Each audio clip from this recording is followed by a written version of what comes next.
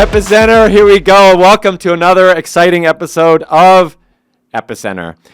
This is an in-depth series of interviews with renowned business leaders and industry influencers who are, of course, shaping today's digital economy. To check out previous episodes, go to www.oneepicenter.co. Today's guest is Irene Umar. You were a corporate banker. You turned blockchain entrepreneur. You're a full-on yoga, a meditation instructor, a coach. Oh gosh. And I mean, we're going to find out more about you, but tell us a little bit about who is Irene Umar. First of all, she's a human, full stop. Full stop, period. End of podcast.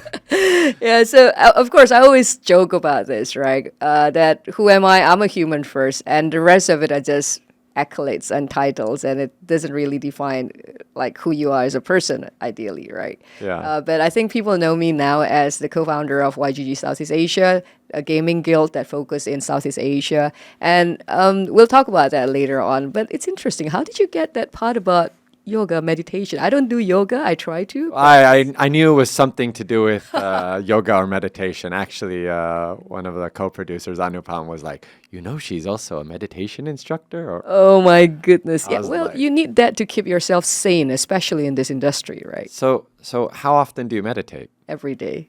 For how long? At least 15 minutes in the morning and before you go to bed. Wow. Yeah.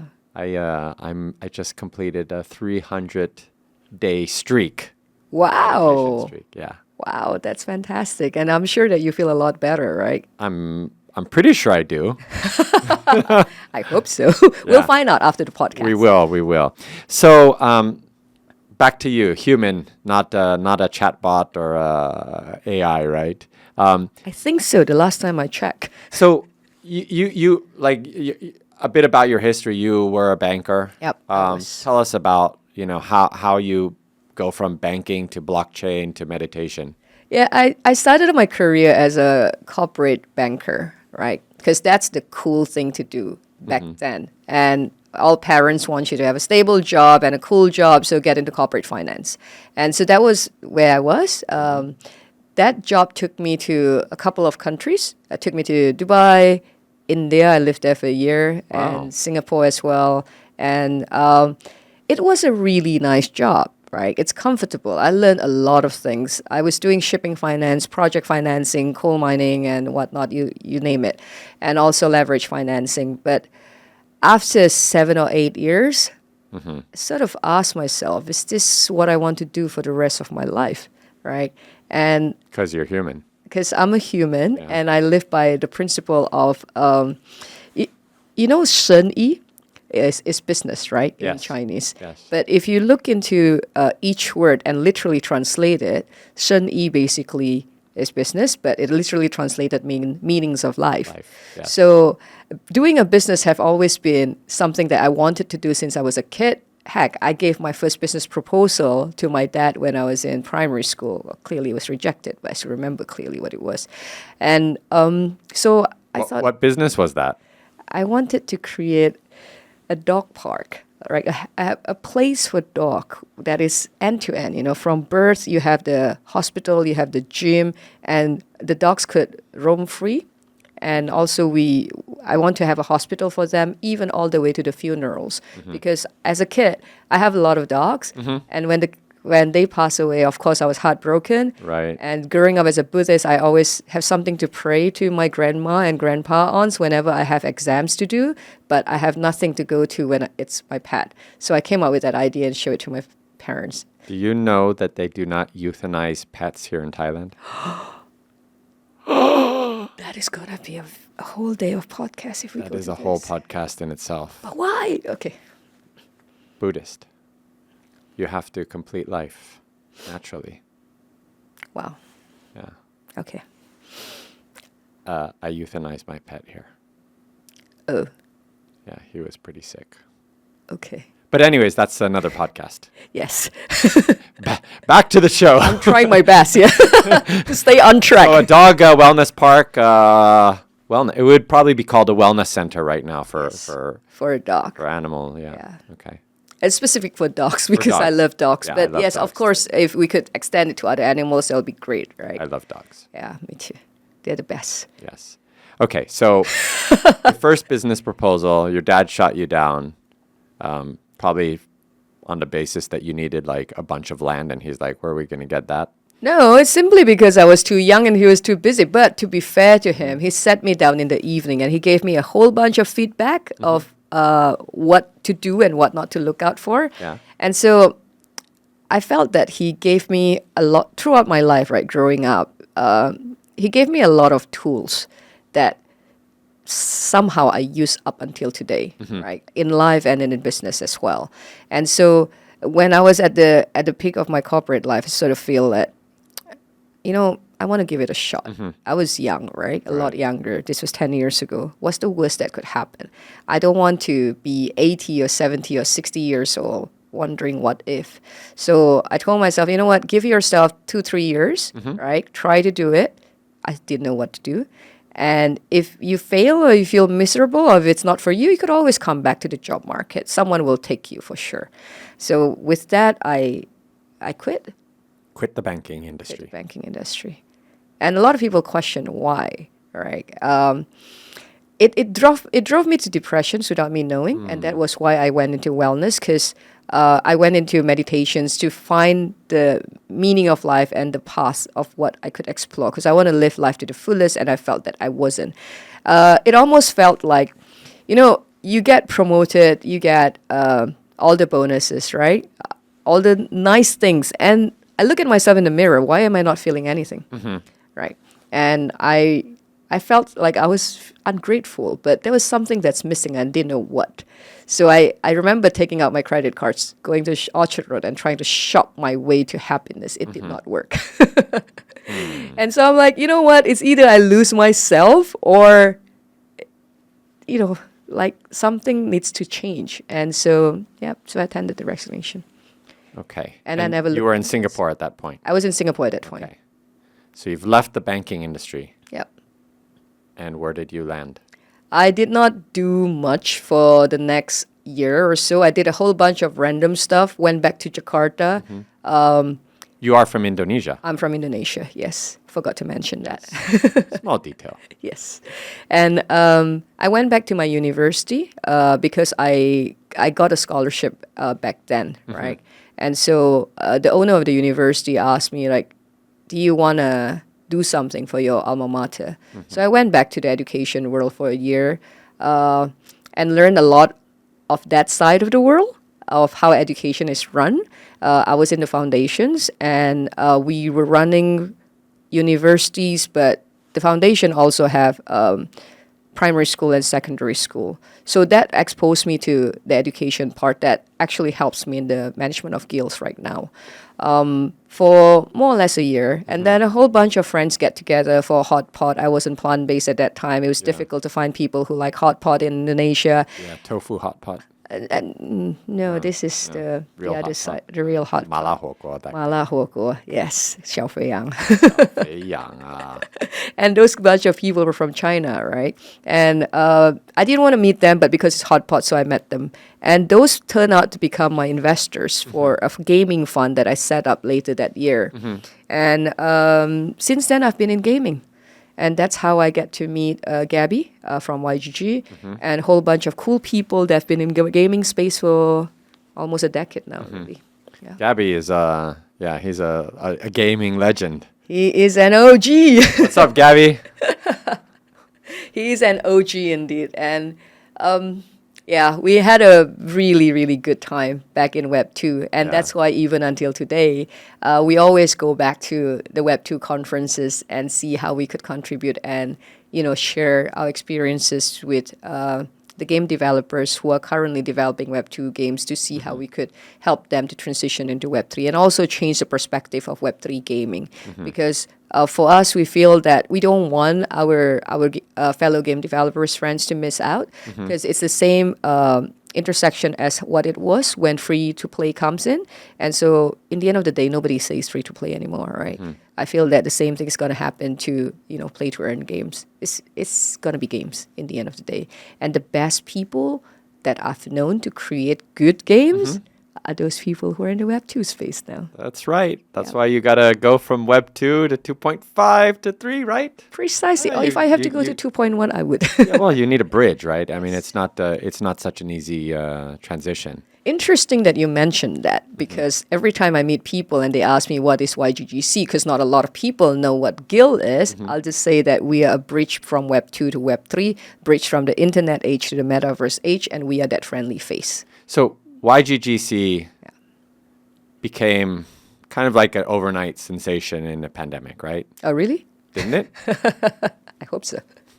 I mean, what were you guys doing? Because I mean, this whole guild concept wasn't really there. So what is a guild, and how did this take off? Sure. So a guild concept is actually not something new, right? A lot of people hear about it because of the peak of pandemic. But if we look at the history of guild itself, it's been in existence since pre-medieval age. Right. Where that's how the society is. That's how society works. Where you have the people who are good with wood, the people who are good with steels get together and perfect the skills, and they have what I call they make an axe. Yeah, they made an axe. Yeah. And whatever that they want to make, right? And there's apprentices system as well in that system, in that model. That was how the society works. And then come to the modern society, if you play certain old games, right? There's also a guild model that's there, where a whole bunch of communities get together and do a certain quest or certain craftings or certain acts together. Now, coming to the Web3 space, it's tweaked a little bit differently. And a lot of people would know the guild as scholarship model, and that's it. But for those who do not know what scholarship model is, with the GameFi or play to earn, people usually have to buy an NFT, and NFTs are not cheap, especially at the bull market last year. Right. NFTs are like, if you play certain games, you have your certain characters, those are the NFTs. The characters, the skins, those are NFTs. So combine that with pandemics, where a lot of people lose their jobs, right? We see that this is an opportunity to give people a way of, one, earning, and second, also learning about crypto, because crypto and blockchain is not something new, but the adoption has been very slow. And so when GameFi come to space, this is a gamified version of educating people about crypto. At least that's how we see it. So basically, you're kind of like turning it into almost like a utility. Like, this is the technology, and this is how you use it. Yep. This is how you can actually apply it and earn money and So we actually bring them through the phases, right? Because 95% of community members are crypto virgins to start with. Crypto virgins. Yep. Did you say virgins? I did. We're going to have to censor that on this podcast. Beep. Beep, beep. It's most of them they didn't know, they never heard about crypto at all, right? Especially even small portions of communities who did not have a bank account or anything. So we do have that small pockets of communities. Were they even old enough to have a bank account? Of course they were. All of them are 17 and above. Okay. We made sure of that. Okay. Yeah, so back to the guild models, right? In the beginning, it was scholarship, where we buy those assets and we lend it out to the communities that we call scholars, and then we do a revenue split with them. And YGG is always very well known to become the generous guild, because back then there was a lot of controversies, right? If you remember, like, a lot of people say that this is slavery, because a lot of people just pay $100 for players to play, and then the earnings was $1,000. For us, what we do is we do 70% split to the players at XC. The minimum split that we do even until today is 50% on certain games, right? And so for the scholars, they continue to earn the money. But for us, we always tell them that, guys, even at bull market, try to see how you can save up and use the first crypto tokens that you earn to buy your own assets, so that they could experience it without using their money that they don't earn from crypto. Correct. That's one way of doing it, because we see that this might not be very sustainable in the long run, right? Right. Guilds cannot dominate owning the entire NFTs. They need players to own the NFTs. So we started educating that back in December last year. And so granted, a few of our scholars graduated. They have their own NFTs, and they even have their own guilds at that time. Yeah. YGGSEA is now a year plus old. Yeah. So you've just celebrated your first birthday. Yep. Congratulations. Thank you. Where are you guys now? Right I mean, now. the pandemic is over. A lot of things have changed. Is it really over? I don't know. Well, yeah, we could say that China has just opened up. So I think it's fair to say that the last kind of holdout or the last country is now kind of on the open. So True. We start to accept that and embrace it as a part of our daily life, right? Right. Yeah. So it's been exciting for us. I think with the pandemic or COVID being over, we started seeing that in April, right? April of this year, and that was when we start to do our first offline events in the first NFT festival in Indonesia. And the turnout was great. And we see that offline events is very much required. And so this year alone, we have done, if I'm not mistaken, 4 to 5 major events where we represent game companies to be in those booths. But what's interesting is every time we do events, be it big scale or medium scale, we always involve our communities in it. Because for us, we want to be the one to give, the first taste of a lot of things in the metaverse for our community's members. First is the first taste of creating a wallet, playing games, right, that are GameFi based. And right now with the pandemic being open, we want to see how we can give them other jobs. So the other jobs that we've created are that we give to the community leaders, the community helpers are cosplay, for example, cosplayers. COS? Cosplay, like COSPLA, like anime. Like dress up and... Yeah. Okay. So we did. Virgins and cosplay. This is very interesting. Well, welcome to the world of gaming. Right. Yes. So if you were there, you'll be missing out, right? If you were not there. I've been to Tokyo Game Show. I mean, not Tokyo, the one here. Oh, really? Yeah, we did it here in Thailand, right here. Okay. So there was an event where we represented two of our game partners. Genopads didn't have a cosplay. Mixed Mob and Galaxy Fight Club in Thailand and in Malaysia. And they needed communities to dress up, obviously, right? And we want people who dress up to also understand and play the games. So we recruit from our communities. And even those people who man the booth, proud to say that every single one of them are community leaders or community helpers because they are the best people, right? I'm useless in Thailand. You might be more useful because I don't speak you speak the language. No, I don't. You don't? Oh. Not good enough to represent anything. But at least, you could say hi and whatnot. I am completely useless here, right? I can't even order my own food. So we see that a lot of game developers, if they fly in, carbon footprints is number one. Second is cost. So all our game partners in all the community events that we do, big scale or small scales, they don't come. We represent them fully. So by doing so, they save up the cost and they help me to save the environment. You're the first one that's been in this room that said virgin and carbon footprint. Isn't that a good thing? I think the carbon footprint is an important one. Why is that? Is it just to save money or there's real sustainability behind this? Well, it's a personal mission, right, for me to see. Of course, I travel a lot. I haven't been a good person in representing this, but as much as possible, I feel travels by plane is one of the bigger contributions to the carbon emissions. And so, if we could save up on that, Right. it's a lot more efficient economically and also environmentally. So why not, right? Because a lot of people feel that if we have to do something to save the environment, it's something that's extremely difficult and costly. But there are many ways on how we could do so efficiently and well, like what we're doing here. Yeah. Yeah. A podcast room with some lights. A lot of tech surrounding us. Well, this cup here is an example of how we save the environment, right? Reusable. Reusable. That's right. Cheers to that. Cheers. No, we're not done.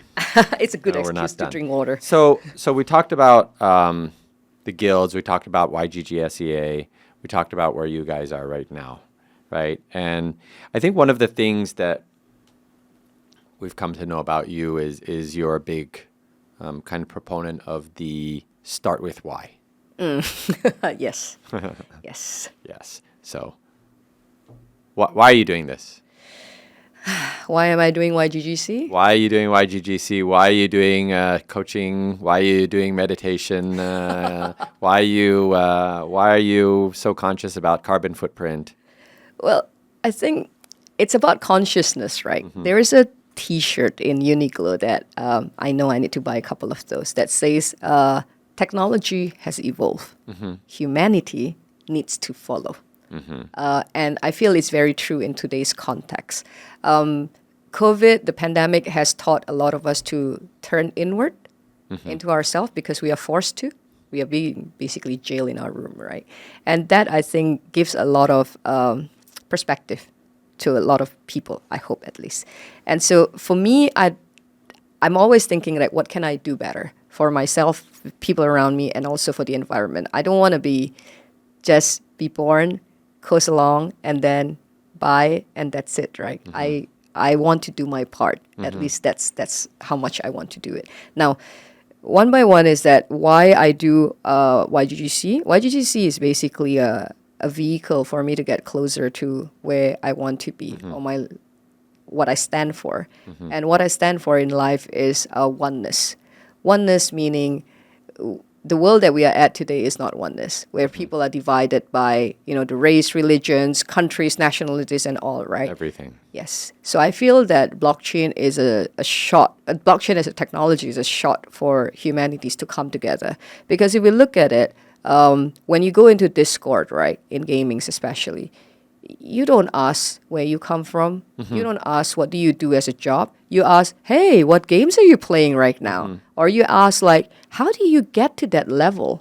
So it's about genuine interest, right? Common interest that people have, that people chat about in that Discord, and that purity and innocence and is what I feel very refreshing. So this is interesting because I think that oneness is definitely doesn't exist in the current, let's call it the Web2 world, right? But when you look at Web3, there's so much, there's the WAGMI philosophy, right? Yeah. We're all going to make it together. For those of you, hashtag WAGMI. No, yeah. Yeah.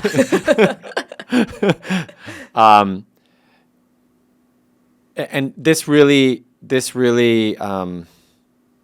resonates with you and your own philosophy of oneness, right? And I think that's.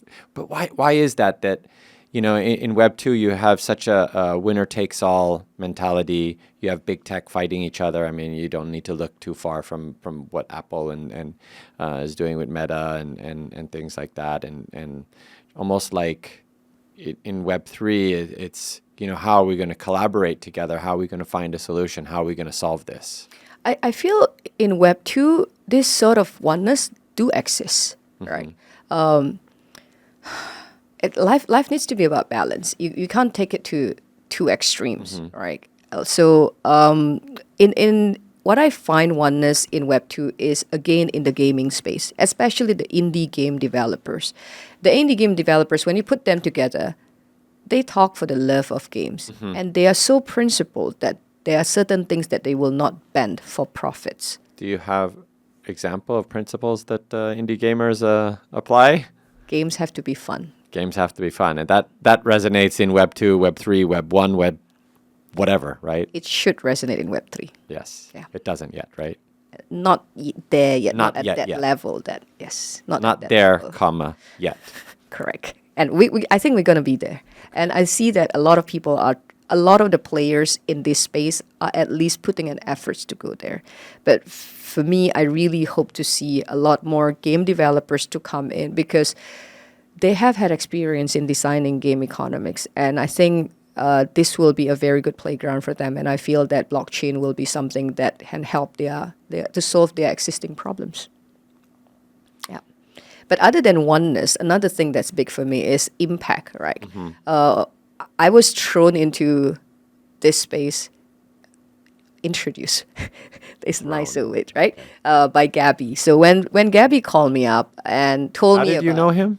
I knew him from the gaming space. So you've always been a gamer? I'm not a gamer, but I invest in gaming. Okay. So even in your banking days? no, right after my banking days. So I started a fund investing in gaming. Okay, We were the first one who does it. And that's how I know Gabby. And we usually escape from conferences so we could go and eat good food. So that's how we got close to each other. Does Gabby consider your food choices now good food? If right now, if he said this, I could. Hi, Gabby. If you are a vegetarian when I know you, I don't think we'd be friends. But of course, he meant it as a joke. Even until now, we still hang out. We still have food together. I'd lose a lot of friends too if I started off as a vegetarian. Well, you know what they say, right? Those friends who stick around no matter what are your real friends. That's right. Yeah, and you don't need a lot of those. That's right. Yeah. So Yeah, sorry. So when I was introduced to YGG and what they do, I knew nothing about it. So I experienced the first time I created my Ronin wallet, I felt extremely stupid. not me, not Ronin me. Yeah, not this one. This is friendly. Friendly Ronin. So that one, it was completely foreign, completely new to me. And Gabby was trying his best to wrap it around my head. And obviously, I was trying to act smart and like, what is this, what is that? And ask 1,001 questions, right? In the end, I gave up. I said, Gab, just throw me into any part of your community where I could learn the most. You don't have to say who I am, just put me in. And I'll ask a lot of dumb questions. And yeah. So he was like, okay, I'll put you in as YGG's community leaders and give you some accounts so you can play with it, and then we'll go from there. I said, okay. That was the beginning of how I understood how the entire guild operates, and through my meditation, I could somehow see how this tech could change, potentially bring a lot of changes and impact in this world, especially to the people that could be involved, right? And that opens it up for me. But the impact is so real, Ronin, because in the beginning, I experimented with all walks of life, right? My first scholar, I remember he was my staff in the plant-based restaurants. Yes. And that kid, nobody can take him at all because he tried his best to understand how work works, but he's a gamer at heart, and he speaks like a gamer. He basically is a hardcore gamer, right? And his background was he was OD, DO, whatever labels that you could put on him, you can put on him. And it was the last at the last end, right, that I had to fire him because nobody wanted to work with him. But I knew that if I let this young man go, I don't know what's going to happen to him. So when we started YGGC, he was my first scholar. And I saw the changes in him, and happy to say that in less than a year, he's now back to university under full scholarship. Wow. So you've made an impact on someone's life that no one else could. Not no one else could. Anyone could do it, but it takes People time. gave up right? with the labels, right? I mean, it's just like label this, label that. Okay, just put that person in the shelf somewhere. And going back to it, it's oneness, right? Yeah. So in YGGC, we do tackle into these groups. And I'm going to say it here. If anyone out there can help me to tap into the refugees community, please do get in touch, because I've been trying my very best to get in touch with them, because what blockchain tech offers, it will really help the refugees who are stateless right now. They could create a wallet and they could, somehow, quote unquote, be banked. How do they get in touch with you, or how do they come to you? Find me in LinkedIn or Twitter. LinkedIn or Twitter? Instagram. Not Discord? No, not Discord. Discord, there's so many messages. I think LinkedIn would be the best. How big is this community right now? Active community, I think we measure it in a couple of ways. There are scholarships and also there are community members, right? And in Discord, we have 40,000-50,000. Whoa. But our batch, which is YGGC batch, which is community batch, we have approximately 160,000-170,000. But the active daily scholarships that we have is, if I'm not mistaken, as of last week, it should be around close to 20,000. Yeah. So if I'm a developer of a Web3 game and I want to tap into that massive community, what do I do? Like, do I come and say, hey, help me? Go to yggc.io. There's a contact us form. Interesting that you mentioned that, because in yggc.io we have, as you click enter into the universe, you'll see a lot of games. When you click into the games, inside you'll have game informations, tutorials as well. Everything is in English right now as we polish it up. And I can tell you that it's still buggy as of today, but we are working to polishing that up. So that page will be accessible to game partners. So they could come in and put up their information and tutorials. And also we have a feature called as a bounty hunter. That is an engagement features, right? So people could have their whatever activities that they want to do into using bounty hunter. And you could use, let's say, for example, you want to distribute a prize of $50, right? And you post it there. You list out the activities that you want the communities to do, and in the end of the day, we have smart contract embedded into it, and it'll be distributed automatically. So that's a tool. There are many more tools that we are developing, because we understand that we can't work on our own, and we do not intend to. Speed is key, and we want to collaborate with as many people as possible to form an ecosystem. And one of them is obviously the GameFi projects, to give them access to the communities.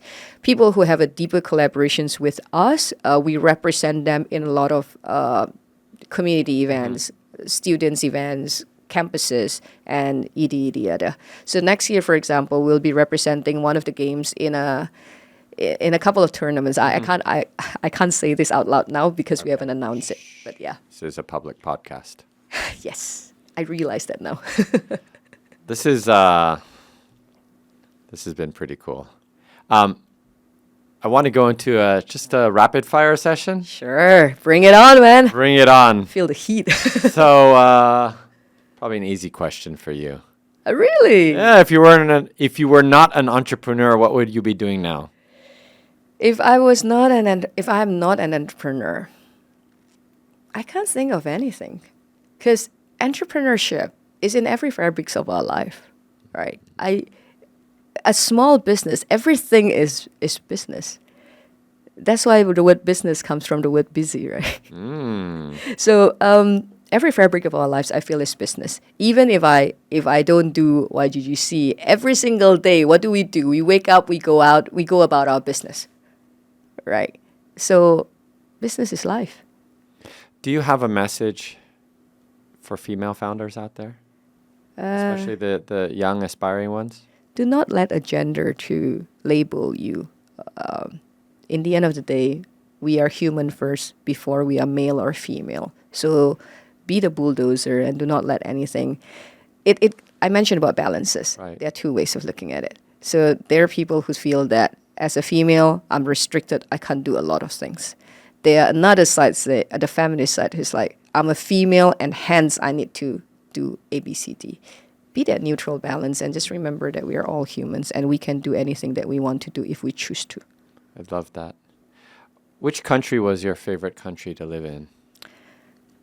That's an interesting question, because until today, I'm still trying to find a place called home. That's why I travel so much. There's carbon footprint there. We got to watch out for that. Indeed. Do you have a big learning from your investment career that you might share to people as we head into 2023 and some rocky, choppy waters ahead? Even before Web3, I'm a firm believer in fundamentals. As a venture capital, I pride myself in not jumping into the hype. So founders are very important. speak to the founders, or if you don't have the chance to speak to the founders, listen to podcasts like what we have today, right? And understand what is their visions, what is the why of what they're doing it. Because why they do certain things will be the ones that hold them to stay in the business and to do whatever it takes to make it a successful business, and hence to secure your money as an investor, right? Entrepreneurs and businesses will go through ups and downs. When they go through downs, doesn't mean that your money goes to waste as an investor, but it's more of, it depends on what kind of investor you want to be. But for me, if you're a fundamentalist, always try to find out the why of why entrepreneurs does it. Second, if you look at the business, does it resonate with what you yourself believe in? Or is it just an opportunity? Because it does matter. Do you have a favorite book that you would recommend? Can I change that into a poem? Poem? Do you have a favorite poem that you would recommend? This is nice. He is indeed the friendly face. So I always go back to this poem called as If I Have by Rudyard Kipling. So whenever I feel down, whenever I'm in doubt of myself, because sometimes you do like, heck, am I doing the right thing? I always go back to that poem and just read through it and find my balance. Would you rather lose your phone or your wallet? Wallet. And if you had to be, since you're plant-based. Hang on. Huh? Which type of wallet is that? If it's cold wallet, Well, phone or cold wallet? Oh, wow. That will be tough. A phone. Phone, yeah. Since you're a vegetarian, plant-based diet, if you had to be a vegetable, what would you be and why? Broccoli. A broccoli. Yeah. Why? Because it has nice hair. Something I don't have much of. Most inspiring living person? My to dad. You. Your dad. I don't say this much, and we don't talk as much, but, and my mom is going to be jealous of this if he listened to this, but what I know of today, life philosophies and how to live my life, I learned it from him in a very unconventional, very Asian manner. But yeah, I have to credit it to him. What's your dad's name? It would be Li Huaming. Li Huaming. Yeah. Li Huaming, your daughter, Irene here. She's an amazing woman, and she's an amazing speaker. And thank you so much for being on Epicenter. I really enjoyed today's episode. Thank you. Thank you so much.